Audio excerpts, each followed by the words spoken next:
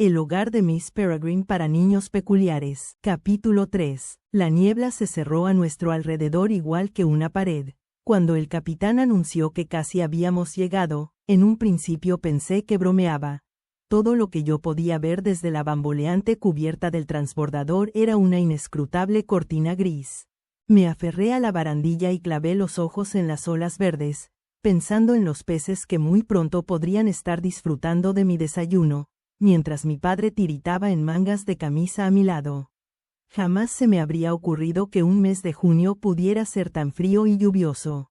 Tenía la esperanza, por su bien y por el mío, de que las extenuantes 36 horas que habíamos afrontado para llegar hasta allí, 3 aviones, 2 escalas, cabezaditas por turnos en estaciones de ferrocarril mugrientas, y ahora esta interminable travesía en transbordador que te revolvía las tripas, fueran a valer la pena. Entonces mi padre gritó, «Mira», y al alzar la vista descubrí una altísima masa de roca que emergía del lienzo en blanco que teníamos delante. Era la isla de mi abuelo, elevándose imponente y desolada, envuelta en neblina, custodiada por 1.000.000 de aves chillonas, parecía una antigua fortaleza construida por gigantes.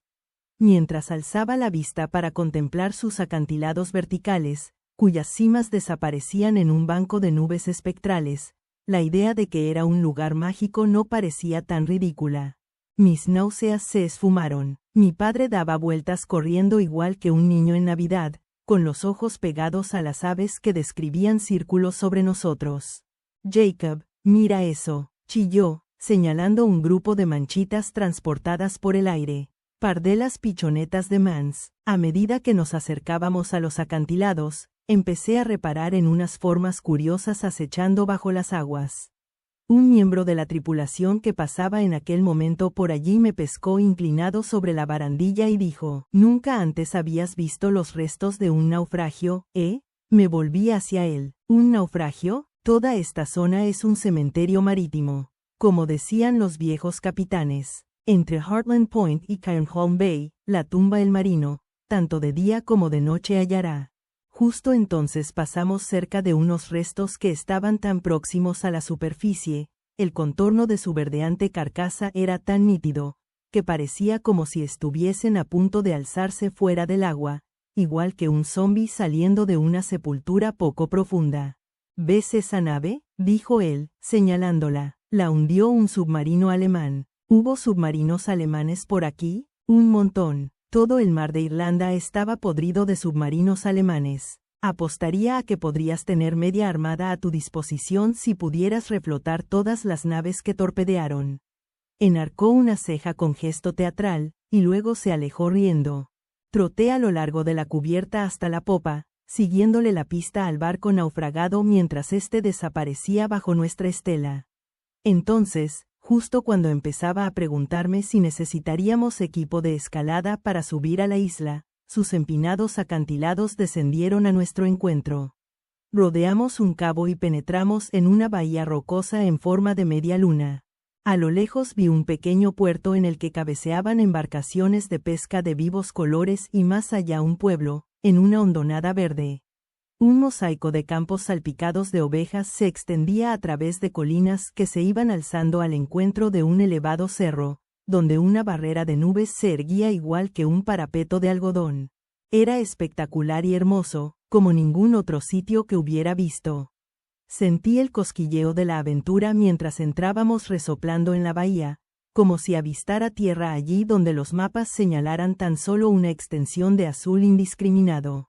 El transbordador atracó y acarreamos nuestras bolsas hasta la pequeña población. Tras un examen minucioso decidí que no era, como sucedía con gran cantidad de cosas, tan bonita de cerca como parecía de lejos. Unas casitas enjalbegadas, primorosas a excepción de las antenas parabólicas que brotaban de sus tejados, bordeaban una pequeña cuadrícula de fangosas calles de grava. Debido a que Cairnholm estaba demasiado lejos y era demasiado insignificante para justificar el coste, no se había hecho el tendido eléctrico desde la isla grande y apestosos generadores de gasóleo zumbaban en cada esquina igual que avispas enfurecidas, en armonía con el rugido de los tractores, el único tráfico rodado de la isla. En los extremos del pueblo, Había viejas casitas abandonadas y sin tejado, prueba de una población menguante. Los más jóvenes habían dejado de lado las tradiciones pesqueras y el cultivo de la tierra, actividades con siglos de antigüedad, seducidos por oportunidades mucho más atractivas en otra parte. Arrastramos nuestras cosas por todo el pueblo, buscando algo llamado el hogar del sacerdote, donde mi padre había reservado una habitación. Imaginé que sería una vieja iglesia transformada en pensión, nada extravagante, solo un lugar donde dormir cuando no estuviéramos observando pájaros o yendo tras pistas. Preguntamos el camino a algunas personas que nos encontramos, pero solo obtuvimos miradas de perplejidad en respuesta.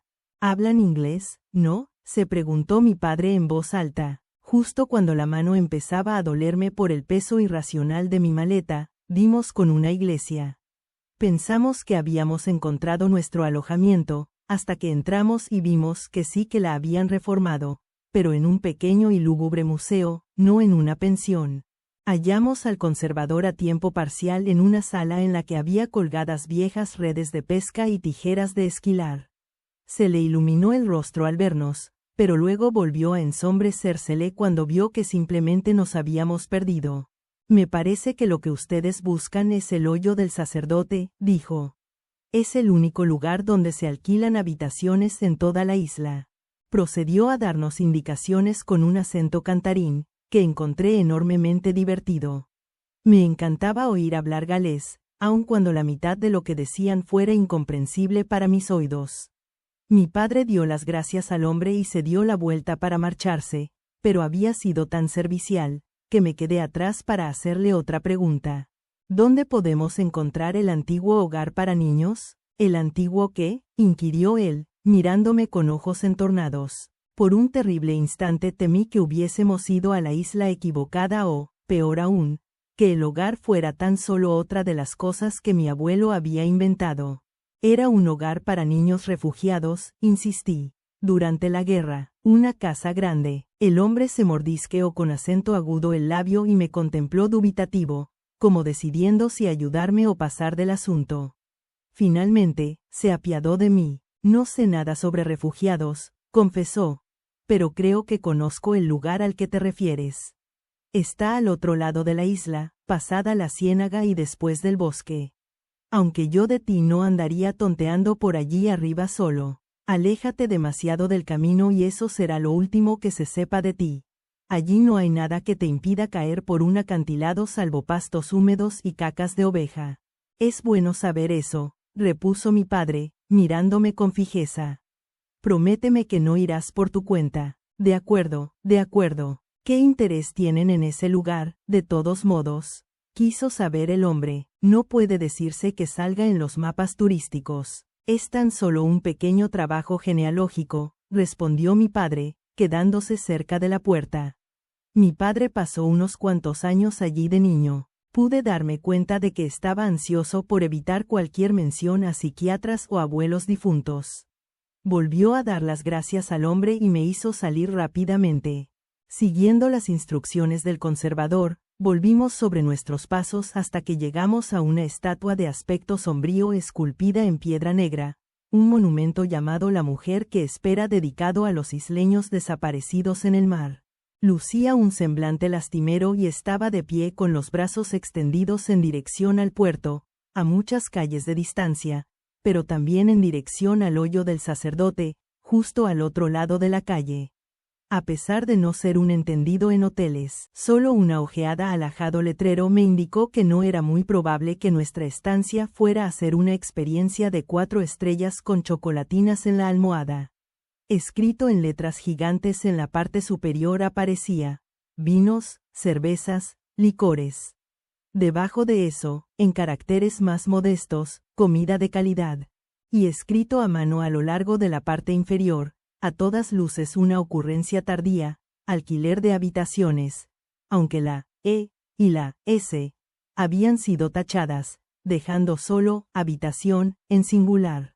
Mientras arrastrábamos nuestras bolsas en dirección a la puerta, con mi padre refunfuñando sobre estafadores y publicidad engañosa, eché una ojeada a La Mujer que Espera y me pregunté si no esperaría simplemente que alguien le llevara una copa. Introducimos a duras penas las bolsas en la pensión y nos quedamos para dos, pestañeando bajo la repentina penumbra de un pub de techo bajo. Cuando mis ojos se hubieron adaptado a la falta de luz, comprendí que, hoyo, era una descripción bastante precisa del lugar. Diminutas ventanas emplomadas dejaban entrar justo la claridad suficiente para encontrar la espita del barril de cerveza sin tropezar con el mobiliario por el camino. Las mesas, destartaladas y tambaleantes, podrían haber sido de más utilidad como leña. La barra estaba medio llena, fuera cual fuese la hora de la mañana en aquel momento, de hombres en diversos estados de silenciosa embriaguez, con las cabezas inclinadas como en oración sobre jarras de líquido de color ámbar. «Debéis de venir por la habitación», dijo el hombre situado tras la barra, saliendo para estrecharnos la mano. «Soy Kev y estos son los muchachos. Saludad, muchachos». «Hola», farfullaron, asintiendo en dirección a sus bebidas. Seguimos a Kev por una escalera angosta que ascendía a un conjunto de habitaciones, en plural, que podrían describirse caritativamente como sencillas. Había 2 dormitorios, de los cuales mi padre reclamó para sí el más grande, y una habitación que hacía triplete como cocina, comedor y salita, lo que significa que contenía una mesa, un sofá apolillado y un hornillo. El baño funcionaba, la mayor parte del tiempo, según Kev, pero si alguna vez se pone chungo, siempre está el viejo cumplidor. Dirigió nuestra atención a un retrete portátil en el callejón de la parte de atrás, convenientemente visible desde la ventana de mi dormitorio. «Oh, y necesitarán esto», añadió, sacando un par de quinqués de un armarito. «Los generadores dejan de funcionar a las 10, ya que es condenadamente caro traer el combustible en barco, así que o bien se acuestan temprano o aprenden a amar las velas y el queroseno». Sonrió ampliamente. «Espero que no sea demasiado medieval para ustedes». Aseguramos a Kev que excusados exteriores y queroseno serían perfectos, que sonaba divertido. De hecho, una pequeña aventura, sí señor. Y a continuación nos condujo abajo para la última etapa de nuestra visita turística. «Pueden comer aquí», dijo, «y espero que lo hagan, teniendo en cuenta que no hay ningún otro sitio donde hacerlo. Si necesitan telefonear, tenemos una cabina en aquel rincón. A veces hay un poco de cola para utilizarla, debido a que lo tenemos mal para la recepción de móviles aquí y esta es la única línea de teléfono fijo de la isla. Así es, lo tenemos todo, la única comida, la única cama, el único teléfono». Y se inclinó hacia atrás y rió, largo y tendido. «El único teléfono de la isla». Le eché una mirada a la cabina. Era de la clase que tiene una puerta para tener privacidad, como las que se ven en las películas antiguas, y comprendí con creciente horror que esa era la orgía griega, la fiesta enloquecida de una residencia universitaria a la que había estado conectado cuando telefoneé hacía unas semanas. Entendí que me encontraba en el hoyo del cerdote. Kev entregó a mi padre las llaves de nuestras habitaciones. «Si tienen alguna pregunta», concluyó, «ya saben dónde encontrarme». «Yo tengo una pregunta», repuse. «¿Qué es un cerdote? Quiero decir, ¿un hoyo del sacerdote?» Los hombres de la barra prorrumpieron en carcajadas. «Pues ¿qué va a ser? Un hoyo para sacerdotes, claro», respondió uno, lo que hizo que el resto riera con más ganas aún. Kev se dirigió hacia unas tablas irregulares en el suelo, junto a la chimenea, donde dormía un perro sarnoso. «Justo aquí», indicó, dando golpecitos con el zapato a lo que parecía una trampilla en el suelo. «Hace siglos, cuando el solo hecho de ser católico podía hacer que te colgaran de un árbol. Gentes de la iglesia venían aquí en busca de refugio. Si los matones de la reina Isabel los perseguían, nosotros los escondíamos en pequeños lugares cómodos y acogedores como este, hoyos para sacerdotes». Me llamó la atención el modo en que dijo «nosotros», como si hubiera conocido personalmente a aquellos isleños que llevaban muertos tanto tiempo. «Cómodos y acogedores, ya lo creo», exclamó uno de los bebedores. «Apuesto a que estaban la mar de calentitos y cómodos ahí abajo. Yo preferiría eso a ser colgado por asesinos de sacerdotes, lo mires por donde lo mires». «Bien dicho», exclamó el primer hombre, «por Cairnholm, que sea siempre nuestro refugio». por Karen Holm, corearon todos, y alzaron sus vasos a la vez. Con desfase horario y agotados, nos fuimos a dormir temprano, o más bien nos acostamos temprano y permanecimos tumbados en nuestras camas tapándonos la cabeza con las almohadas para no oír la algarabía retumbante que atravesaba las tablas del suelo, que alcanzó tal volumen que llegó un momento en que pensé que sin duda los juerguistas habían invadido mi habitación. Entonces el reloj debió de dar las 10, porque de repente los zumbantes generadores del exterior petardearon y se apagaron, igual que sucedió con la música procedente de la planta baja y la luz de la calle. De improviso me hallé arropado por una oscuridad callada y dichosa, con tan solo el susurro de las olas lejanas para recordarme dónde estaba. Por primera vez en meses, me sumí en un sueño profundo, libre de pesadillas. Soñé en su lugar con mi abuelo de niño, en su primera noche allí, un extranjero en tierra extraña, bajo un techo ajeno, debiéndoles la vida a personas que hablaban un idioma desconocido. Cuando desperté, con el sol penetrando a raudales por mi ventana, comprendí que no era tan solo la vida de mi abuelo la que había salvado Miss Peregrine, sino la mía también y la de mi padre, y ese día, con un poco de suerte, podría agradecérselo. Bajé y me encontré a mi padre bien arrimado a una mesa, sorbiendo café y sacando brillo a sus caros prismáticos.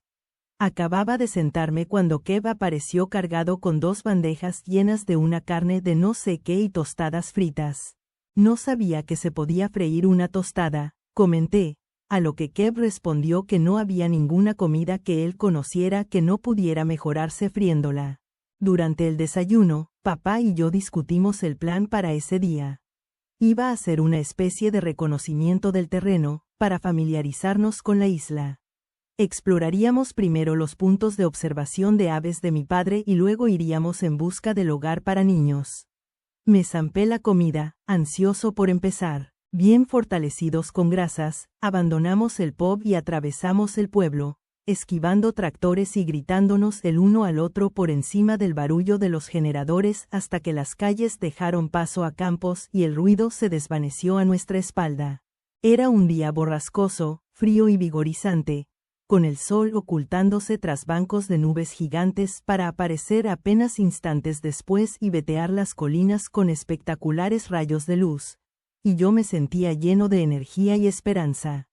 Nos encaminamos a una playa rocosa donde mi padre había divisado una bandada de pájaros desde el transbordador. Yo no estaba seguro de cómo llegaríamos hasta ella. La isla tenía una leve forma de cuenco, con colinas que se alzaban en dirección a sus extremos para luego descender abruptamente al llegar a precarios acantilados, pero en ese lugar concreto el borde había quedado redondeado y un sendero descendía hasta una pequeña lengua de arena a lo largo del agua. Descendimos con cuidado hasta la playa, donde lo que parecía ser una civilización entera de aves aleteaban, chillaban y pescaban en charcos formados por la marea. Contemplé cómo los ojos de mi padre se abrían de par en par. Fascinante, murmuró, arañando un poco de guano petrificado con el extremo grueso del bolígrafo. Voy a necesitar pasar algún tiempo aquí. ¿Te parece bien? Había visto esa expresión de su rostro antes y sabía con exactitud lo que, algún tiempo, significaba, horas y horas. Entonces iré en busca de la casa por mi cuenta, dije. No, no irás solo. Me lo prometiste, entonces encontraré a alguien que pueda llevarme. ¿Quién? Kev conocerá a alguien. Mi padre dirigió la mirada a alta mar, donde un gran faro oxidado sobresalía de un montón de rocas. Ya sabes lo que diría tu madre si estuviera aquí, dijo. Mis padres mantenían teorías distintas sobre cuánto cuidado requería yo. Mi madre era la encargada de imponer la disciplina, siempre con la guardia alta, en tanto que mi padre se mantenía más distante, pues pensaba que era importante que yo cometiera mis propios errores de vez en cuando. Además, si me dejaba ir podría jugar con el guano todo el día. De acuerdo, dijo, pero asegúrate de dejarme el número de quien quiera que sea con quien vayas. Papá, nadie tiene teléfono. Suspiró. Claro, bueno, siempre y cuando sea de confianza. Kev estaba fuera haciendo recados y puesto que pedir a uno de sus parroquianos borrachos que me hiciera de acompañante parecía una mala idea, Entré en la tienda más cercana para preguntar a alguien que al menos llevaba a cabo un trabajo remunerado. En la puerta ponía, pescadería. La empujé y me quedé inmediatamente acoquinado ante un gigante barbudo que llevaba un delantal empapado de sangre. Abandonó la tarea de decapitar peces para dirigirme una mirada hostil, con un chorreante cuchillo de carnicero en la mano. Me juré no volver a discriminar a los ebrios. ¿Para qué diablos quieres ir allí?, gruñó al saber mis intenciones. No hay nada en aquel lugar aparte de cenagales y un clima chiflado. Le hablé sobre mi abuelo y el hogar para niños. Me miró con cara de pocos amigos, y luego se inclinó sobre el mostrador para echar una mirada dubitativa a mis zapatos. Supongo que Dylan no estará demasiado atareado para llevarte, dijo, indicando con su cuchillo de carnicero a un muchacho aproximadamente de mi edad que estaba ordenando pescado en un cajón congelador. Pero vas a necesitar calzado adecuado. No estaría nada bien dejarte ir allí con esas zapatillas de deporte. El barro te las succionaría directamente. ¿De verdad?, pregunté. ¿Estás seguro, Dylan? Tráele a nuestro amigo un par de botas de agua. El muchacho gimió y con gran alarde cerró lentamente el cajón congelador y se limpió las manos antes de arrastrar los pies hasta una pared llena de estantes atestados de artículos de confección. Da la casualidad de que tenemos unas botas muy resistentes de oferta, indicó el pescadero. Compras una y te llevas la otra gratis. Prorrumpió en carcajadas y dejó caer con fuerza el cuchillo sobre un salmón, cuya cabeza salió disparada por el mostrador cubierto de sangre para aterrizar perfectamente en un pequeño cubo para despojos.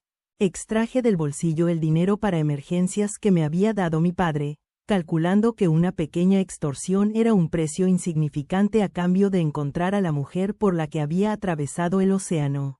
Abandoné la tienda llevando un par de botas de goma tan grandes que mis zapatillas de deporte habrían cabido dentro y tan pesadas que era difícil seguir a mi renuente guía.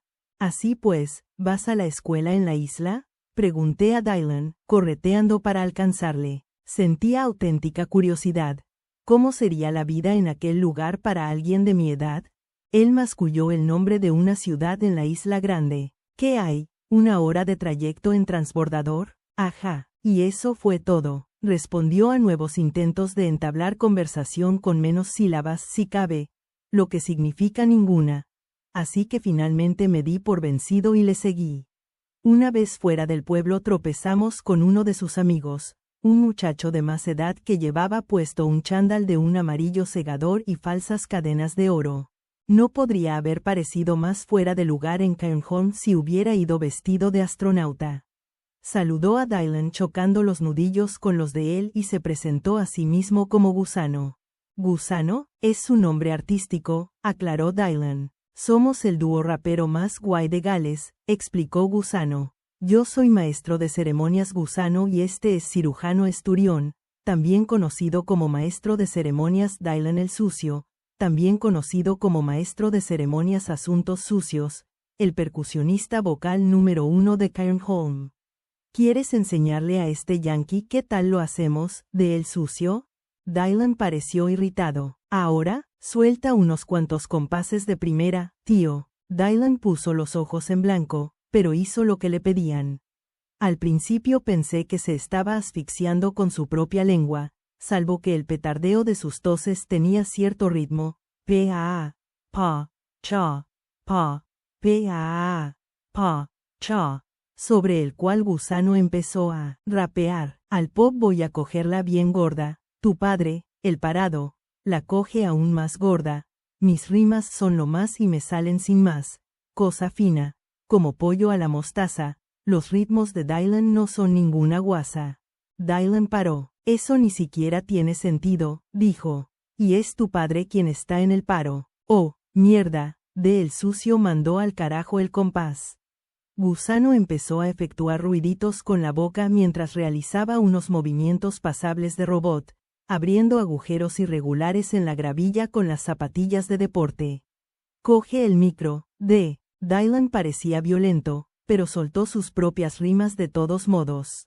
«Con una gatita borracha llamada Sharon tropecé, mucho le molaban mi chándal y zapatillas, de viaje la llevé, igual que el Doctor Who en su cabina. Esta rima pensé mientras estaba en el WC. Gusano sacudió la cabeza. ¿WC? No estaba preparado. Se volvieron hacia mí y me preguntaron qué pensaba. Considerando que a ninguno le gustaba siquiera el rap del otro, no estuve seguro de qué decir. Imagino que me va más la música con, digamos, canciones y guitarras y cosas así. Gusano me desestimó con un ademán. No reconocería una rima fabulosa ni aunque le mordiera en las pelotas. Rezongó. Dylan rió y ambos intercambiaron una serie de complejos apretones de manos en varias fases de golpes con los nudillos y de entrechocar las manos con los 5 dedos extendidos. ¿Podemos irnos ahora?, pregunté. Refunfuñaron y se entretuvieron un poco más. Sin embargo, no tardamos en ponernos en camino, esta vez con la compañía de Gusano. Ocupé la retaguardia, intentando dilucidar qué le diría a Miss Peregrine cuando la conociera.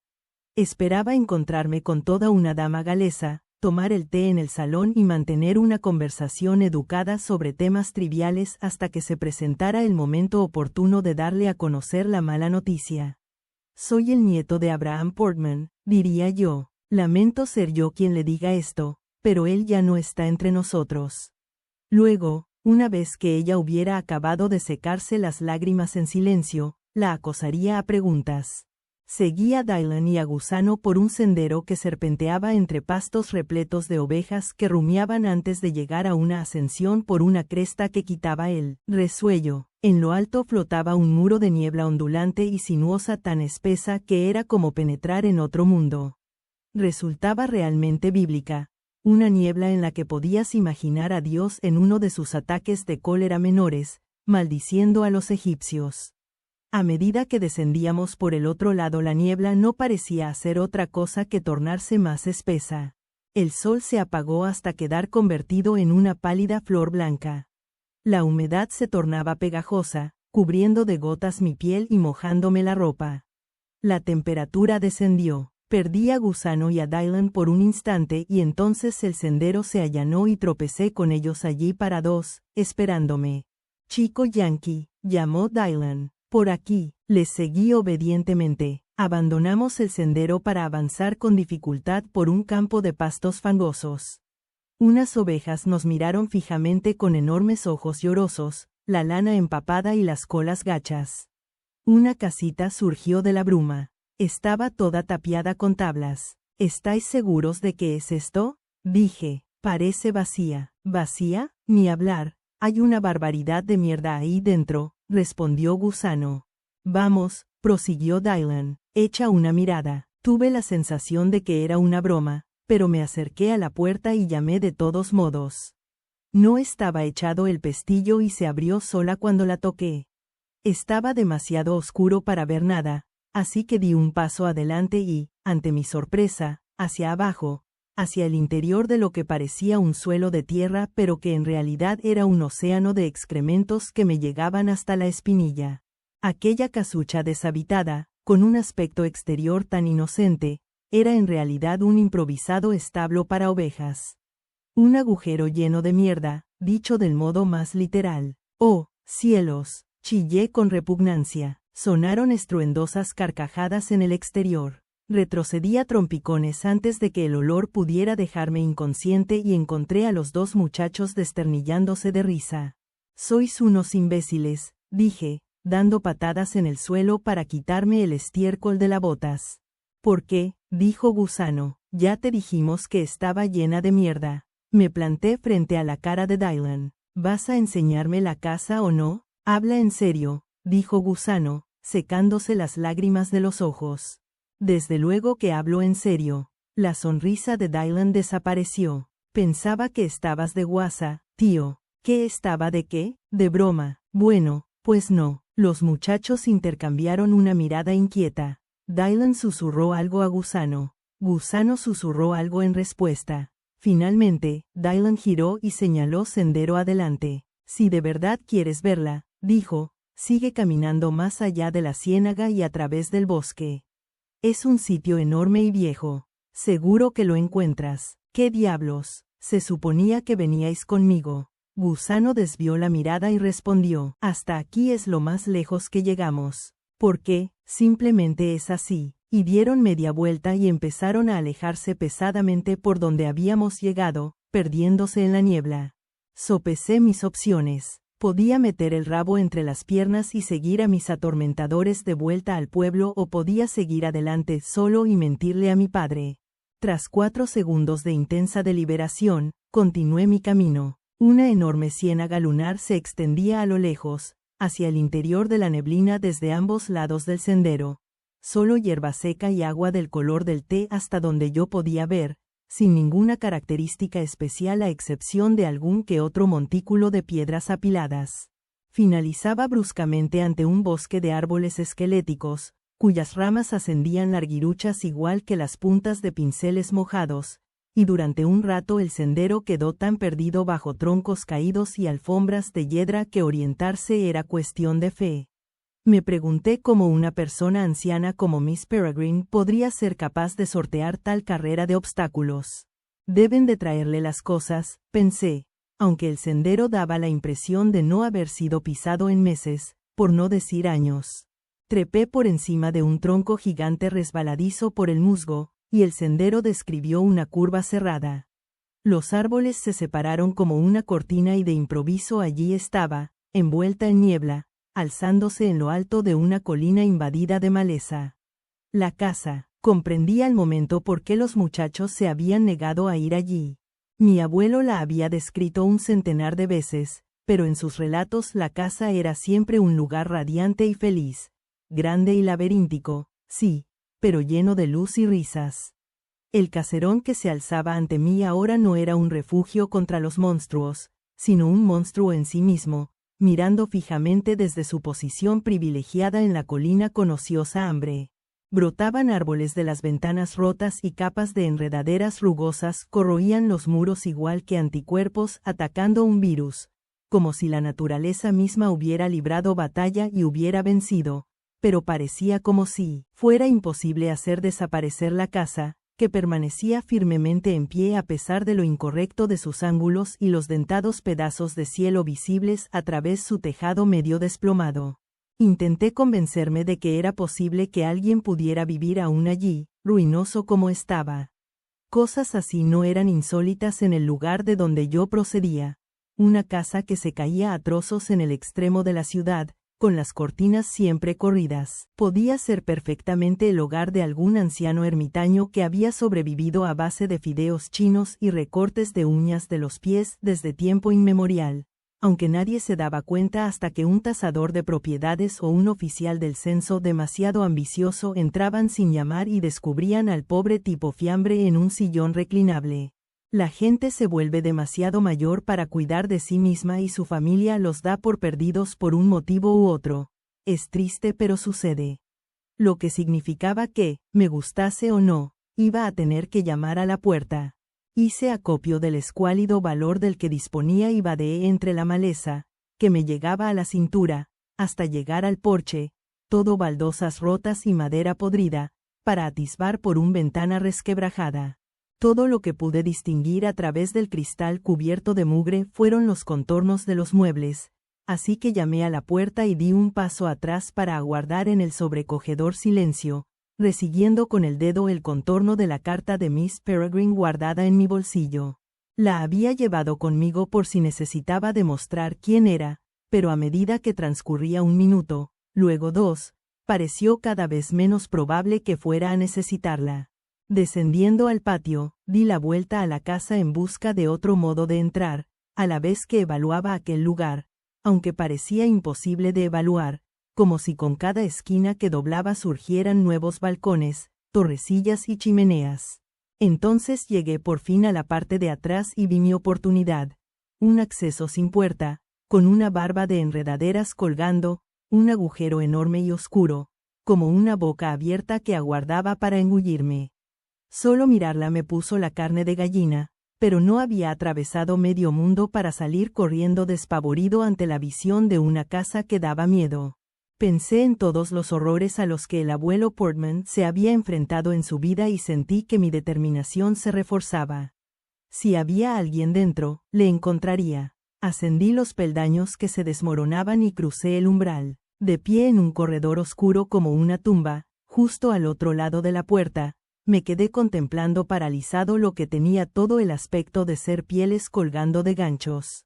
Tras un momento de intranquilidad en el que imaginé a algún caníbal retorcido saltando de las sombras cuchillo en mano, comprendí que no eran más que abrigos podridos convertidos en harapos y a los que el tiempo había dado una pátina verdosa. Me estremecí sin querer y respiré con fuerza. Solo había explorado 3 metros de la casa y ya estaba a punto de mearme en los pantalones. Mantén la calma, me dije, y luego avancé poco a poco, con el corazón martilleándome en el pecho. Cada habitación era increíblemente más desastrosa que la anterior. Había periódicos acumulados en montones, juguetes desperdigados, evidencia de niños que se habían marchado hacía mucho, recubiertos de polvo. El moho trepador había convertido las paredes adyacentes a las ventanas en superficies negras y peludas. Las chimeneas estaban atascadas con enredaderas que habían descendido del tejado y habían empezado a desplegarse por los suelos igual que tentáculos extraterrestres. La cocina era un experimento científico que había salido terriblemente mal. Estantes enteros de comida en tarros de vidrio que habían estallado debido a 60 estaciones de congelación y deshielo, salpicando la pared con manchas de aspecto maléfico, y la capa de revoque caído que cubría el suelo del comedor era tan gruesa, que por un momento pensé que había nevado dentro de la casa. Al final de un pasillo privado de luz puse a prueba mi peso en una escalera desvencijada. Mis botas dejaban huellas frescas en las capas de polvo.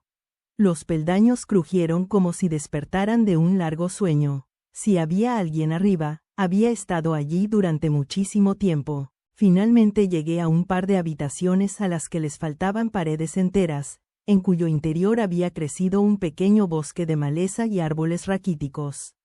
Permanecí de pie bajo la repentina brisa, preguntándome qué podría haber causado aquellos destrozos, y empecé a tener la sensación de que algo terrible había sucedido allí. No podía encajar los relatos idílicos de mi abuelo con aquella casa de pesadilla ni con la idea de que había hallado refugio allí. La sensación de desastre dominaba el lugar. Quedaba más por explorar, pero de improviso me pareció una pérdida de tiempo.